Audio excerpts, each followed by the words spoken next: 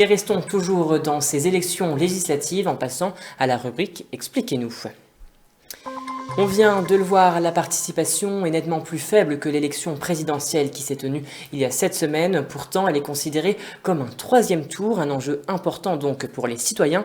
Anne-France, tu es avec nous ici pour nous expliquer pourquoi ces élections législatives sont-elles appelées troisième tour. Bonsoir Julien et bonsoir à toutes et à tous. Alors ce troisième tour dont on parle est celui qui prendrait place à la suite des 2 tours de l'élection présidentielle qui se sont tenus les dimanches 10 et 24 avril. À l'issue de ce scrutin, Emmanuel Macron a été réélu président de la République, mais avant que lui et son gouvernement puissent se pencher sur les projets qu'ils aimeraient mettre en place pour les 5 années à venir, il leur reste une dernière étape, celle des élections législatives. Et dans lesquelles on est actuellement et qui se tiendront jusqu'au 19 juin prochain. Mais en quoi justement ces élections législatives pourraient-elles représenter un réel obstacle finalement pour la mise en application de la politique d'Emmanuel Macron? Alors elle pourrait représenter un obstacle si le président ne parvient pas à obtenir sa majorité à l'Assemblée nationale. Alors pour rappel, l'Assemblée est composée de 577 députés qui sont élus au suffrage universel direct pour une durée de 5 ans, soit la durée du mandat présidentiel. Et l'Assemblée nationale ainsi que le Sénat forment ensemble le Parlement qui détiennent le pouvoir législatif, donc ce pouvoir qui est notamment chargé de la rédaction et de l'adoption des lois. Alors on remarque ici que c'est bien l'Assemblée qui détient le pouvoir de faire entrer en vigueur ou non divers textes de loi qui lui sont soumis par le pouvoir exécutif, qui est lui représenté par le président et son gouvernement. Et pour qu'un projet de loi soit adopté par l'Assemblée nationale, il est donc préférable, évidemment, qu'une majorité de députés soit acquise au président et à son parti politique. Donc c'était le cas durant le premier quinquennat d'Emmanuel Macron, qui disposait d'une majorité de 266 députés. Donc ça, ce serait pour le scénario idéal. Mais à contrario, il est aussi possible que le président n'obtienne pas sa majorité à l'Assemblée nationale, ce qui compliquerait les choses pour lui. Et justement, donc, c'est-à-dire qu'est-ce qui pourrait se compliquer? Comment ça se passerait? Alors Emmanuel Macron a récemment nommé Elisabeth Borne comme nouvelle première ministre et dans la foulée son gouvernement.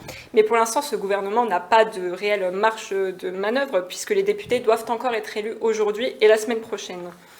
Si une majorité de députés Renaissance, le mouvement présidentiel, sont élus, tout ira bien pour Emmanuel Macron.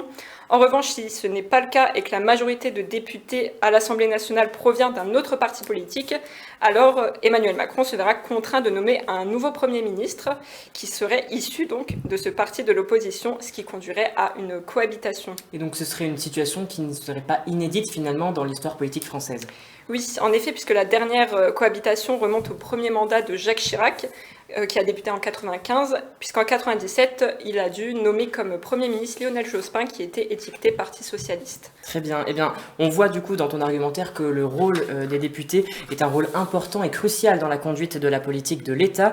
Mais est-ce que les citoyens eux-mêmes ont cette vision de l'importance du rôle d'un député? Alors avec tous ces éléments, on peut considérer que les élections législatives représentent bien un troisième tour. Et on en a d'ailleurs profité pour vous demander directement si vous considérez également que les élections législatives représentent bien un troisième tour. On les écoute. Ils ont un rôle, mais ils voient que pour eux. Ils voient que pour eux. Pour moi, ils voient que pour eux. Ils voient pas pour le peuple. Parce qu'on est en train de mourir. Faut dire la vérité, c'est tout. Personne n'arrive et on est pris tous à la gorge. J'ai l'impression qu'on a plus de choix qu'au présidentiel où finalement j'ai l'impression qu'il y avait 2 factions. Donc voilà, j'espère qu'on aura plus de pluralité dans les expressions au débat. Alors pour moi, les élections législatives, elles sont même pour moi plus importantes quasiment que les élections présidentielles parce que c'est l'élection qui va permettre donc d'élire les députés et c'est eux qui vont voter la loi. Au final, un président sans majorité, c'est un président qui n'a pas réellement d'utilité parce qu'il a besoin de l'Assemblée nationale pour pouvoir voter les lois, les différentes lois. Donc sans l'appui de l'Assemblée, le président c'est un coup de banderole après, il ne sert plus à grand chose. Alors, à l'image de vos réponses qui sont plutôt favorables à l'intérêt porté aux élections législatives, celles des internautes qui ont répondu à notre question « Vous sentez-vous concerné par ces élections législatives ?» suivent la même voie, puisque sur 54 votants, 79% affirment qu'elles se sentent concernées par ces élections, contre 18% qui ont répondu par la négative. Comme on peut le voir d'ailleurs sur cette infographie qui apparaît également. En effet, donc finalement, Julien, on peut donc bel et bien se rendre compte et considérer que ces élections législatives représentent bien un troisième tour.